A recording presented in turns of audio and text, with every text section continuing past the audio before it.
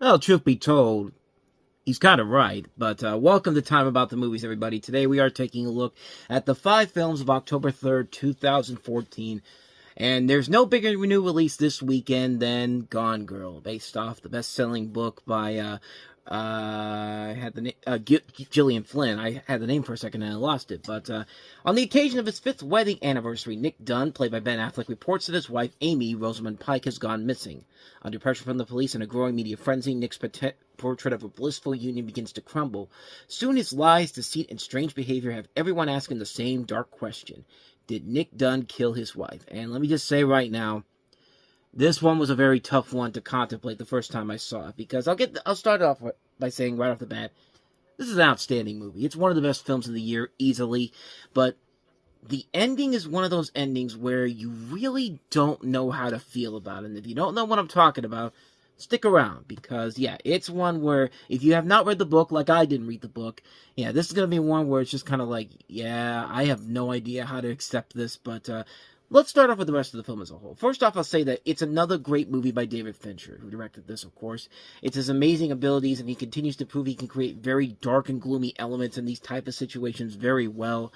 The cast overall is great. I think the script was very well done by Gillian Flynn, who wrote the script for this, which usually when you have an author coming in to write the script for this and she's never written the script before, or he's never written a script before, yeah, it's going to backfire almost immediately. But this is one of those ones where it's just kind of like, no, I got it right this time around. But, yeah, Ben Affleck once again gives an outstanding performance. Rosamund Pike is outstanding in this movie. She is so good in this. Haunting and chilling as Amy, especially after the first hour when you realize what's actually going on with her. But again, we'll touch on that a little bit later. Carrie Coon, I thought, was really good playing Nick's sister, Margot. And I think she really deserves to get more recognition for... Didn't get the proper recognition she deserved for this, because she was really good in this. Surprisingly, was Tyler Perry, too. I thought he was actually pretty engaging overall as Tanner Bolt. Neil Patrick Harris was pretty good in here as Desi. Kim Dickens, playing the detective investigating the case, was very good in here. A lot of good smaller performances. Patrick Fugit, Casey Wilson, Missy Pyle, Steele Ward, Scoot McNairy, Emily Ratajkowski. I mean, this is a good cast they put together in here. And third, the story does move at a good enough pace, and it does what a good thriller should do. Keep you guessing on what's going to happen next, what the biggest twists and turns are going to be, and every one is legitimately generally suspenseful.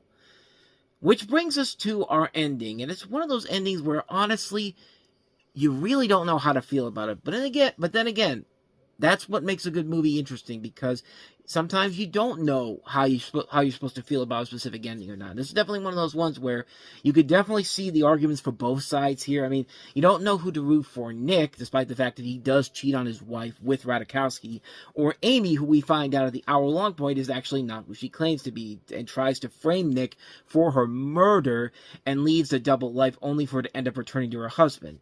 And you really do feel a sense that the movie is actually physically asking its audience, who do you think is the true victim here? And, you know, for me, from a male perspective, and if I'm in Nick's situation where he has a baby on the way with his wife, and we find out as a psychopath, a nutcase, and a killer as the film goes on, yeah, it's a tough situation, because I probably would have done the same thing Nick did in this film and just go with it, because nobody would probably believe me after the craziness that Rosamund Pike does in this movie. The fact that my wife played a part well enough so that nobody would believe me, and also she probably would have killed me after the baby was born. But yeah, it's a tough thing to call on here. And really, by the end of the movie, it really feels like a what would you do situation. Like, the movie is legitimately asking you, how would you handle such a situation? And I really don't know how to feel about the ending overall, even after all these years later, but the film ends like the rest of the movie, dark and somewhat depressing. And I've said before, you know, you leave it ambiguous. Yeah, I've been very critical about that. I mean, Swing Vote's one of the more notorious examples of how a movie just decides to create your own ending. But this is where it works, because you really don't know which side of the spectrum to be on here. You do feel for Amy, but you realize that she's a psychopathic nutjob that will kill anybody and do whatever she needs to get her way. But then you have Nick, who, yeah, seems like the innocent person, but then you realize that, oh, he's been sleeping around on his wife, and it's just like, yeah, she's got him cornered, so he has nowhere to go. And like I said, he probably killed her when this movie was over, and she had the baby. It's just like, thank you, your services has been done. Boom, you're dead.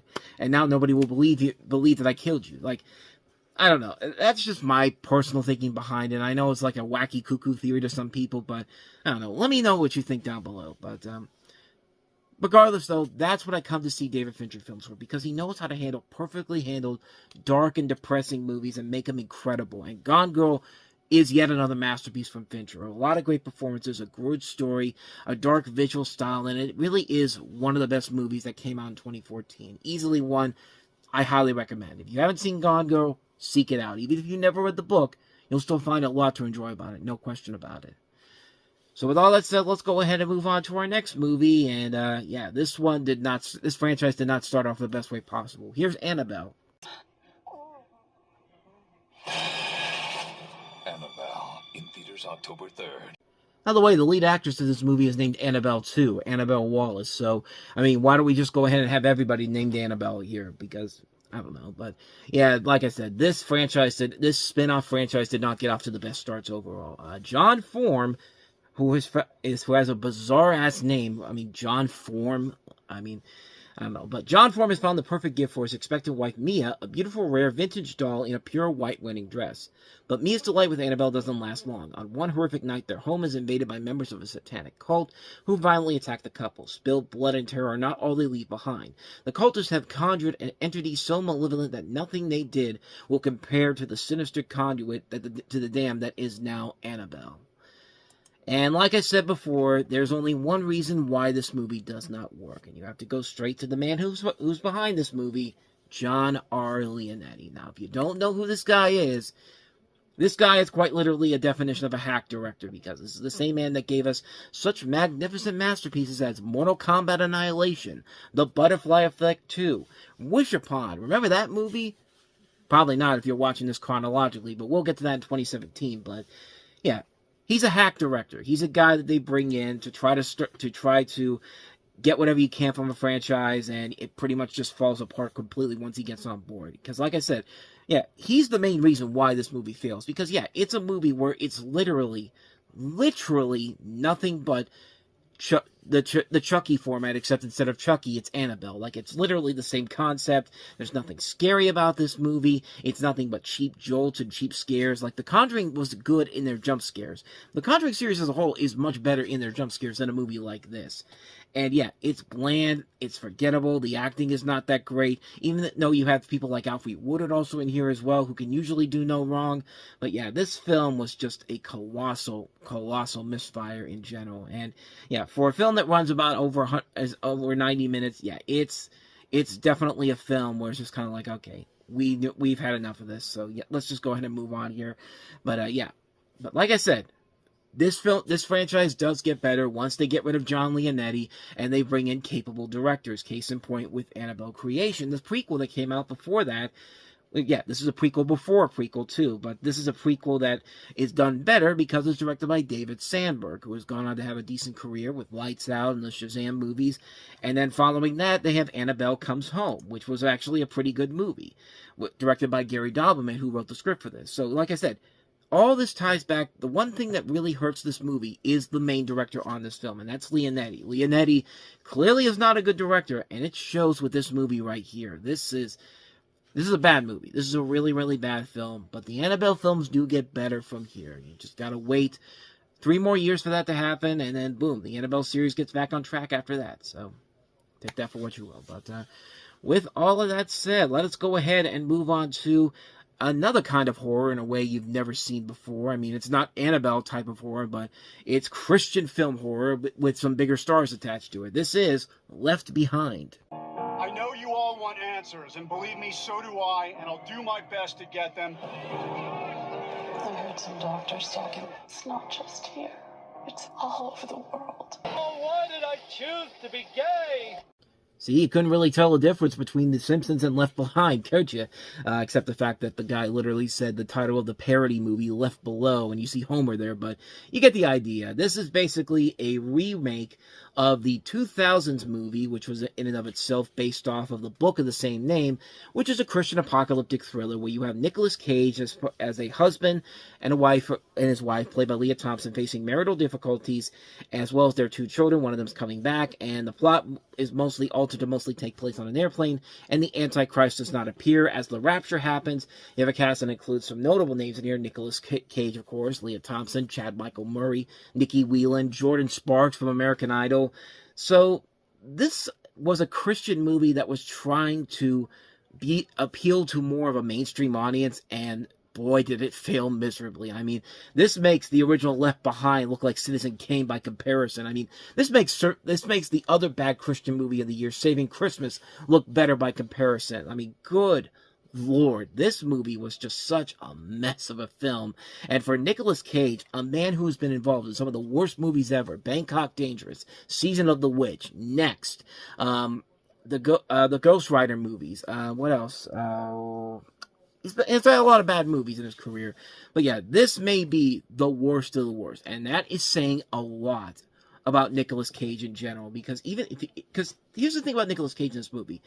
He isn't given that over-the-top performance that could save a bad movie. It's a mostly laid-back, straightforward performance. And in a film like this, where literally nothing else is going on, yeah, this thing is going to suffer badly. And it does right from the get-go. I mean, this thing is an unbelievable mess. I mean, the fact that they tried to make this more mainstream, when it's really just a Christian movie, I mean, it fails miserably, to the point where even Christians would look at this and go like, man, don't insult our intelligence with this, man. Kirk Cameron would look at this and go like, guys, you're pushing it way too far here. I mean, that's how bad this movie is. I mean, do I need to tell you anything else about this film? It's pretty bad. It's really, really bad. They packed as many stars as they could in here. They saw the success of Miracles from Heaven earlier in the year and said, oh, we could do that with our movie. And no, you can't.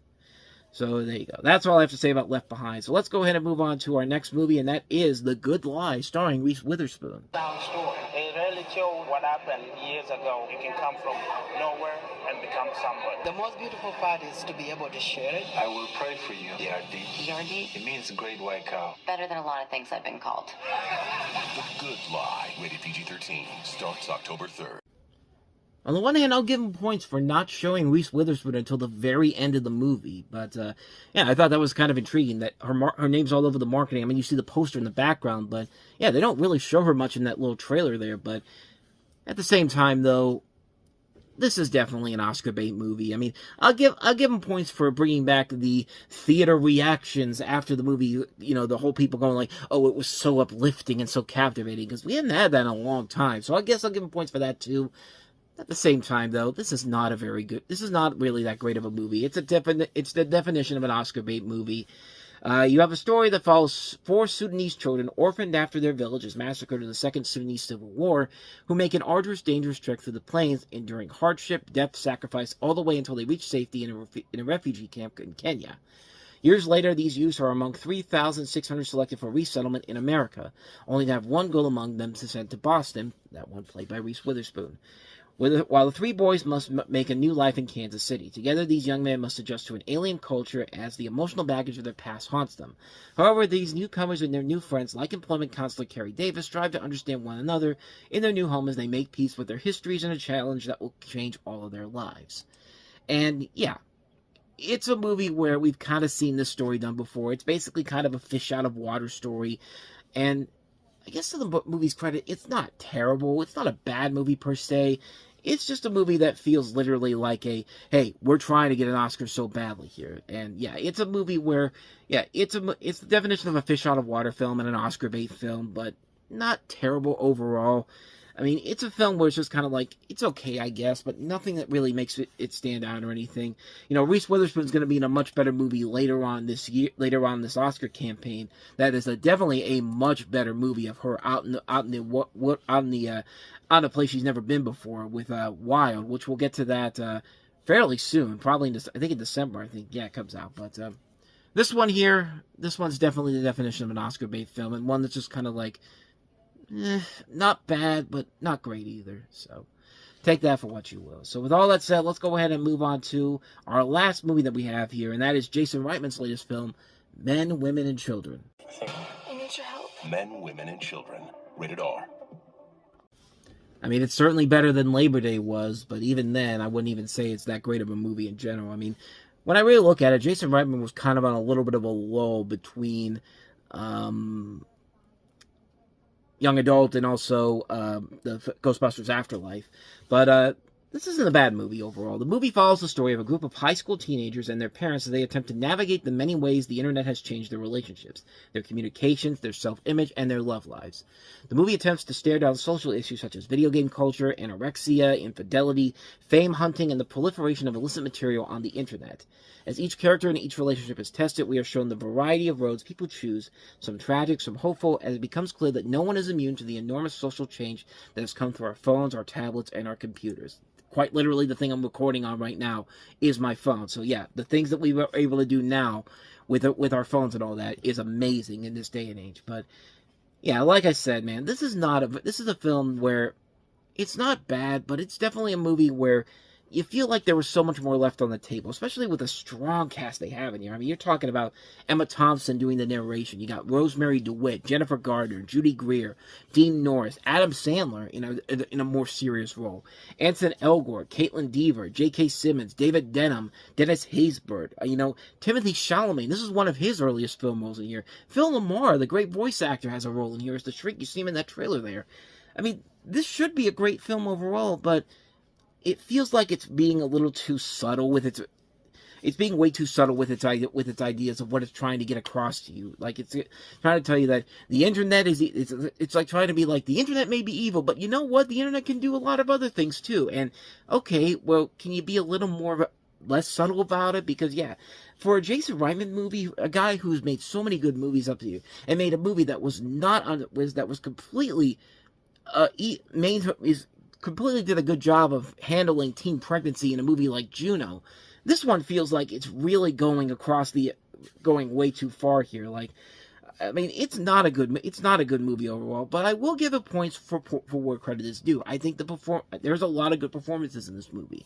Adam Sandler, like I said before, like, these are the type of movies we want to see him in. We don't want to see him in these stupid comedies. We don't want to see him in Happy Gilmore 2. We don't want to see him in Pixels. We want to see him branch out. We want more roles like Uncut Gems, or what was that one he did with there was another one he did with Netflix. I think it was called Hustle. That's what it was. I'm thinking of that NBC show. But Hustle was an example of wanting to see Adam Sandler branching out in more bigger dramatic roles. And yeah, this film gives him a chance to do that. Unfortunately, the rest of the script as a whole really doesn't work work overall, and it mostly is on the fault of both Reitman and the writer Erin Cressida Wilson, who's gone on to write some good stuff as well. I mean, she wrote Chloe, she wrote Secretary. I mean, to be fair, those were early on in her career, but then after that she did The Girl on the Train and Snow White, which even then I didn't hate Snow White like everybody else did, but The Girl on the Train was not a very good film overall. And this one has potential to lead into some good stuff, but unfortunately, it just doesn't deliver here. It's a film that has a message that could be good, but it's just not delivered in the right way possible. It's just not delivered the way I think they wanted it to do. And like I said, it's one of Jason Reitman's better movies in this lull that he's in, but it's not a great movie overall. It's just kind of a mediocre mess of a film. But like I said, not as bad as Labor Day was. Like, Labor Day was literally just emotional manipulation at its absolute worst. That was not a good film at all. But this one, it's passable. Not one of his better films, but certainly beats some of his lesser films, that's for sure. And so with all that said, we wrap up another episode of Time About the Movies, and the next time we meet, we have an assortment of different movies, a lot of films. Some of them I don't even remember, quite honestly. We have Universal's latest attempt to try to rebrand the monster universe for a new generation with Dracula Untold, and needless to say, that didn't work out very well. We have Disney's latest family comedy with Jennifer Garner in it, because the last time she worked with Disney with The Odd Life of Timothy Green, that worked well. No, it didn't. We have Alexander, the Terrible, Horrible, No Good, Very Bad Day, which even with Steve Carell involved in it, it wasn't enough to save the movie. We have one of those movies that you think should be good, Robert Duvall and Robert Downey Jr. in The Judge, but then it doesn't really deliver on what it promises, but we'll touch on that a little bit when we get to that movie. We also have Addicted, which I don't remember this one whatsoever. We also have Kill the Messenger, and we also have But we do have good movies, though. Ones I do remember. Whiplash, which of course starred J.K. Simmons and Miles Teller in the movie that won Simmons his Oscar. And easily one of the best movies that sadly did not get the recognition I thought it deserved. St. Vincent with Bill Murray, Melissa McCarthy, and Naomi Watts. So we have a lot of movies to get to on the next episode. We're going to touch on all of those coming up tomorrow on the show. So stay tuned for that. But with all that said, though, thank you so much for watching this. I hope you enjoyed it. If you did, please go ahead and do me the honors of hitting that like button, that subscribe button, and that notification button. Also, don't forget to check out our playlist, and don't forget to check out the previous episode. So with all that said, whether it's in the past, the present, or the future, I will see you at the movies. Take care.